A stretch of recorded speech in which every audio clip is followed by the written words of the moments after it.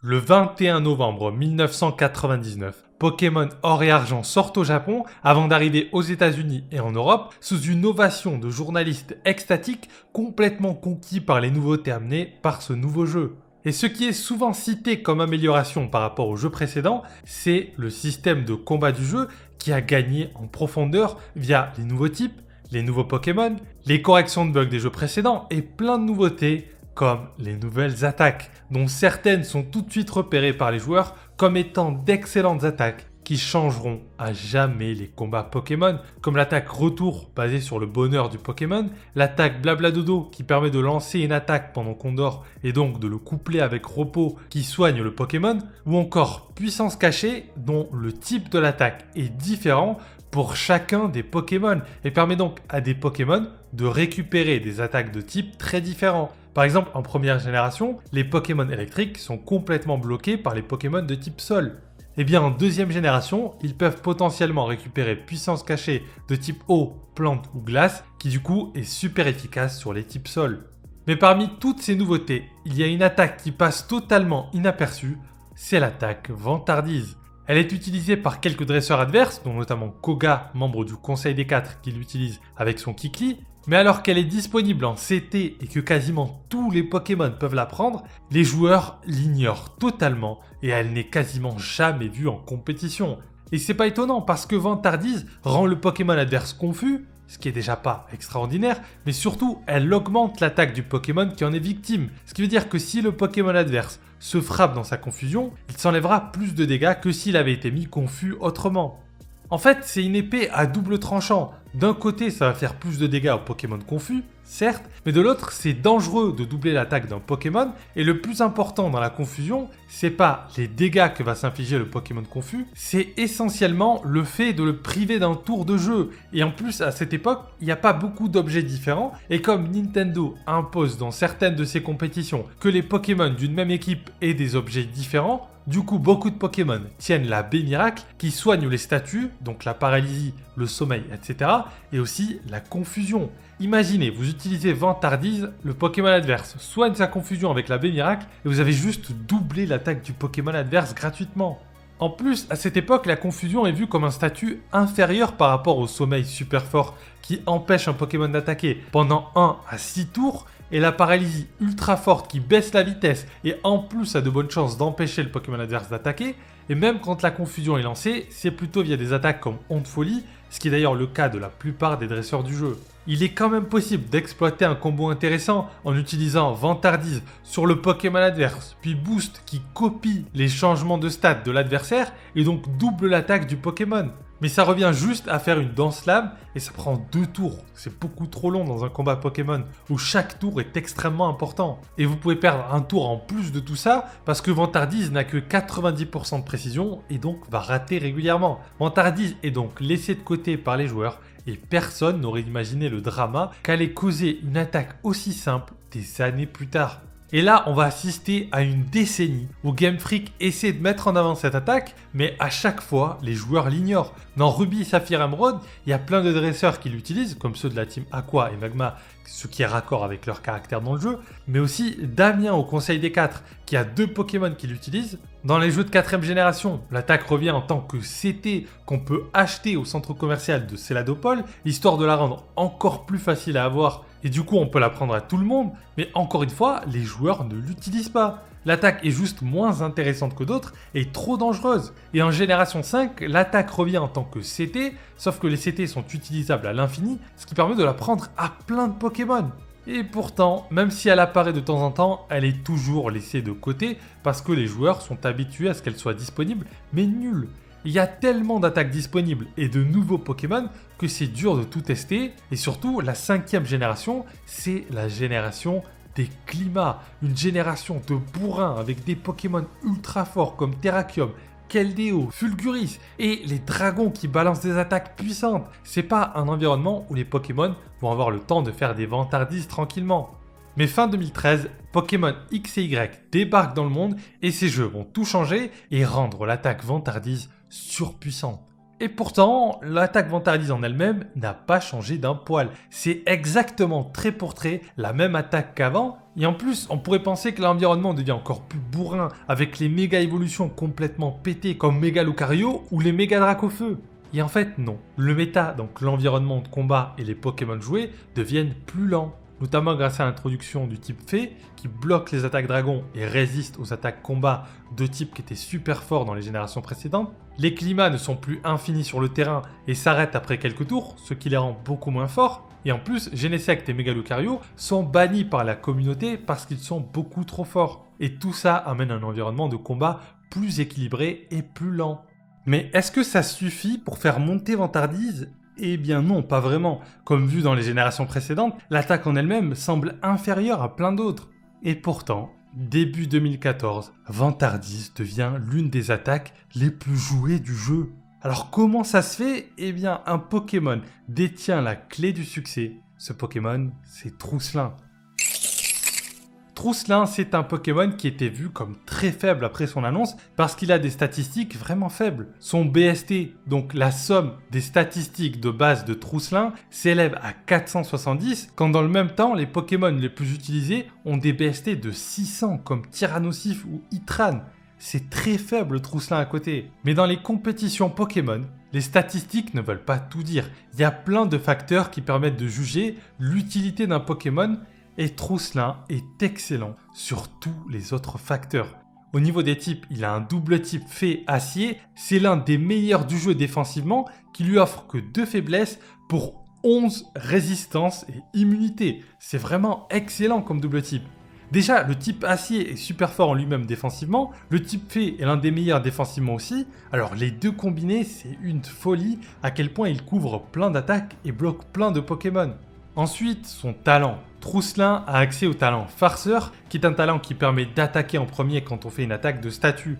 Par exemple, si un Pokémon adverse a fait plein de dents Draco et il est boosté en attaque et en vitesse, eh bien si Trousselin fait cage éclair, son attaque passera avant le Pokémon adverse, même si le Pokémon adverse est beaucoup plus rapide. C'est l'un des meilleurs talents du jeu, notamment pour les Pokémon défensifs comme Trousselin, parce que taper le premier dans Pokémon, c'est très fort. Et ça permet de gérer des Pokémon qui sont déjà boostés en plus. Et le dernier facteur, c'est les attaques que peut apprendre Trousselin, et il a accès à plein d'attaques super utiles. Il a accès à Cage Éclair, justement, qui paralyse le Pokémon adverse. Il a accès aux murs, bouclier et mur lumière, qui servent pas mal aux Pokémon offensifs pour leur laisser le temps d'augmenter leurs statistiques. Et plein d'autres attaques super utiles, tellement utiles que Trousselin est joué en Uber. C'est le nom de l'endroit où on envoie tous les bannis, notamment les gros Pokémon légendaires surpuissants, et c'est Trousselin qu'on envoie pour les stopper. Et Trousselin a accès à une attaque un peu spéciale qui s'appelle Tricherie. C'est une attaque qui, plus le Pokémon adverse a une statistique d'attaque élevée, plus Tricherie fait de dégâts. Et là, vous devez avoir compris. En couplant Vantardise qui augmente l'attaque du Pokémon adverse et le rend confus, avec Tricherie dont les dégâts dépendent justement de l'attaque du Pokémon adverse, Trousselin a un combo super intéressant et très vite les joueurs s'en rendent compte et c'est le début de la folie qu'on a appelé le Swag Play. Swag pour Swagger, la traduction anglaise de Vantardise, et Play pour Foul Play, la traduction anglaise de Tricherie. Et au début, c'est juste Trousselin qui est joué comme ça, mais très vite, ça prend des proportions démesurées. Il y a des joueurs qui jouent des équipes entières de Pokémon avec le combo Vantardise plus Tricherie. Et en plus, ils rajoutent Cage Éclair, ce qui fait qu'en ajoutant la paralysie et la confusion, l'adversaire a encore moins de chances d'attaquer, et en plus en rajoutant Clonage. Du coup, après avoir fait Vantardise et Cage Éclair, le Pokémon s'abrite derrière un clone, ce qui fait qu'il peut juste enchaîner les clones en attendant que le Pokémon adverse soit paralysé ou se frappe dans sa confusion, et une fois que c'est fait, il y a juste à enchaîner les tricheries tranquillement derrière son clone pour faire de gros dégâts. Cette stratégie prend de l'ampleur et des joueurs montent assez haut sur le ladder juste en faisant la même chose, ce qui énerve beaucoup la communauté. D'ailleurs, ces joueurs font des compilations des insultes qu'ils se prennent à longueur de journée, et c'est la preuve que très vite, le Swag Play dérange. Ça dérange parce que le format communautaire des compétitions Pokémon est structuré de manière à avoir des combats qui poussent les joueurs à exploiter la profondeur folle des combats et qui par la même occasion sont un minimum équilibrés. Et là, il y a une stratégie qui ne demande absolument aucun skill particulier. On peut suivre un script et gagner des matchs et même monter haut sur le ladder et ça forcément, ça rend la compétition beaucoup plus injuste. Un thread est posté sur Smogon par Hunter, qui est un des leaders de cette époque, et c'est l'un des threads les plus vus et commentés de tout Smogon, avec un peu moins de 2000 messages qui s'enchaînent, avec une guerre dans la communauté. D'un côté, ceux qui veulent absolument bannir cette manière de jouer stupide, qui ne récompense pas les joueurs qui s'investissent dans le jeu, et de l'autre, les joueurs qui détestent les bans et ont peur de perdre l'immense richesse et la variété des combats Pokémon. Mais dans ce thread, des replays sont partagés avec des équipes qui n'ont que des utilisateurs de Swagplay. Et ces équipes entières de Swagplay explosent des Pokémon légendaires, les plus forts du jeu. Il y a même un replay complètement fou, regardez ça.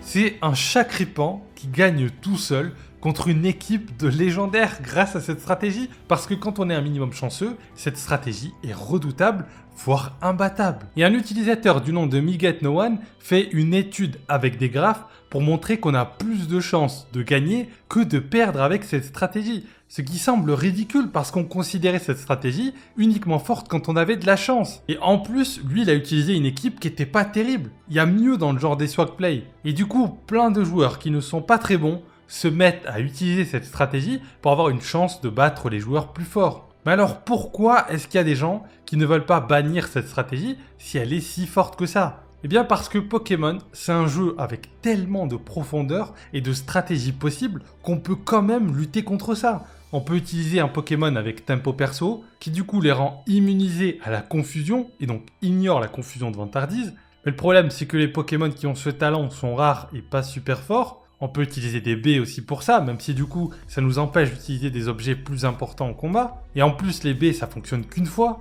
Certains Pokémon bloquent totalement cette stratégie comme le Vénard qui a une attaque tellement faible et tellement de PV qu'il s'en fiche de tricherie et de se taper dans sa confusion.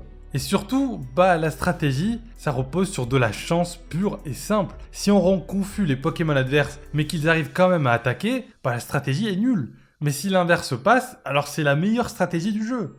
Mais certains joueurs se posent aussi la question, pourquoi est-ce que le combo vantardise et tricherie, qui existe depuis la 5e génération, devrait être banni maintenant ? Eh bien déjà, Klefki, qui en est son meilleur utilisateur, n'est arrivé qu'en 6e génération. Et surtout, il y a eu plein de changements en 6e génération, dont notamment le type acier, qui ne résiste plus aux attaques de type ténèbres et au type spectre. Ce qui fait que l'attaque tricherie, qui est de type ténèbres, est du coup bien plus forte désormais. Il y a quelques joueurs qui avaient joué ça en tournoi avant XY, mais c'était mineur et quasiment inconnu, alors qu'en 6e génération, il y en a plein sur le ladder et même en tournoi. Du coup, pendant des semaines, cette guerre dans la communauté fait rage, mais en plus, il y a une autre interrogation, même s'il faut bannir quoi en fait ? Parce que Smogon ne veut surtout pas faire ce qu'on appelle des complexes bans. En gros, Smogon ne veut pas bannir une combinaison de facteurs, comme c'est le cas ici. C'est le fait d'avoir farceur plus vantardise, plus tricherie qui semble rendre cette stratégie super forte. Ils veulent juste bannir des trucs simples comme des Pokémon ou des attaques seulement pour que ça soit le plus facile possible à comprendre. Mais en tournoi, de plus en plus de gens se mettent à utiliser des Pokémon avec juste vantardise ou juste vantardise et tricherie, comme l'excellent Votutrice qu'on voit de temps en temps avec vantardise et tricherie. Taesung, qui est un joueur très respecté et très fort à l'époque, partage un replay où il a mis vantardise à la place de lame de roc sans faire exprès sur son Terrakium et ça a failli lui faire gagner le combat grâce à ça. Et là, pour les joueurs, c'est clair, c'est l'attaque vantardise en elle-même qui est trop forte, ou en tout cas qui peut être trop forte avec un peu de chance. Ça semble incroyable, une attaque dont tout le monde se fichait pendant presque 15 ans est désormais sous le feu des projecteurs et Smogon lance ce qu'on appelle un suspect test de vantardise. En gros, les joueurs vont se focaliser sur cette attaque et faire du ladder, et ceux qui montent au-dessus d'un certain seuil sont autorisés à voter pour bannir ou pas vantardise. Et après 2 semaines de suspect test, 86% des joueurs décident de bannir l'attaque vantardise qui disparaît alors des compétitions communautaires à partir du 6 avril 2014. Le ban est à 86% et pourtant, ce ban va faire beaucoup de bruit sur plein de forums de jeux vidéo comme étant ridicule. On a même sur des forums d'autres communautés comme la communauté de Zelda avec des joueurs qui se plaignent ou sur la page Facebook de l'époque où les joueurs qui suivent pas activement les compétitions sont surpris et trouvent ça ridicule. Mais au final, bannir une stratégie qui n'implique aucun skill et qui permet de gagner contre n'importe qui avec un peu de chance, c'est logique. Si on laisse ce genre de choses, il n'y a plus vraiment de raison de se casser la tête à exploiter le système de combat dantesque du jeu et à progresser dans les combats. Autant jeter un dé et voir qui gagne dès le début. Mais c'est pas qu'en solo, donc en 1 contre 1, que cette attaque va se faire une réputation délicate. En VGC, donc le format officiel en duo, il y a plein de Pokémon qui utilisent également cette attaque. Il y a Fulguris, il y a Ténéfix, Flambuzard, Farfaduvé et j'en passe. Vantardise amène aussi des gros problèmes similaires dans ces formats-là, mais comme c'est 2 Pokémon contre 2, c'est un peu plus gérable. Et de toute façon, comme il n'y a pas de ban, parce que c'est un format officiel géré par la Pokémon Company, il n'y a quasiment jamais de mise à jour pour changer quoi que ce soit. Il a fallu attendre l'arrivée de la 7e génération pour avoir un double nerf, avec Vantardise qui passe de 90 à 85% de précision, mais surtout pour avoir la confusion qui passe de 50% de chance de se taper dans sa confusion à 33%, ce qui rend ce statut beaucoup moins utile, avec en plus les Pokémon Ténèbres qui sont désormais insensibles au talent farceur. Et pourtant, il y a encore un Pokémon qui va se mettre à utiliser Vantardise efficacement, c'est un Pokémon du nom de Marshado. Alors pourquoi lui ?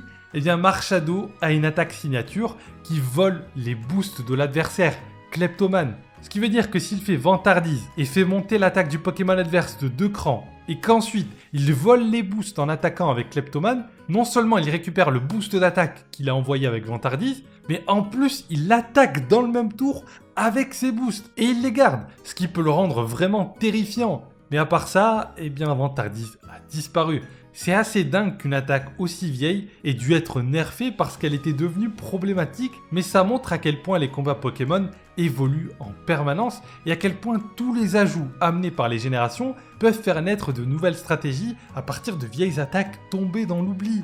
Et c'est pour ça qu'on aime autant cette profondeur et cette liberté du système de combat. Il y a tellement de stratégies possibles que tout est imaginable, même celles qui abusent honteusement de l'aléatoire. Merci beaucoup d'avoir regardé jusqu'au bout. Si la vidéo vous a plu, n'hésitez pas à la liker et à vous abonner. C'est super important pour une petite chaîne comme ça. On se voit rapidement pour une nouvelle vidéo. A plus!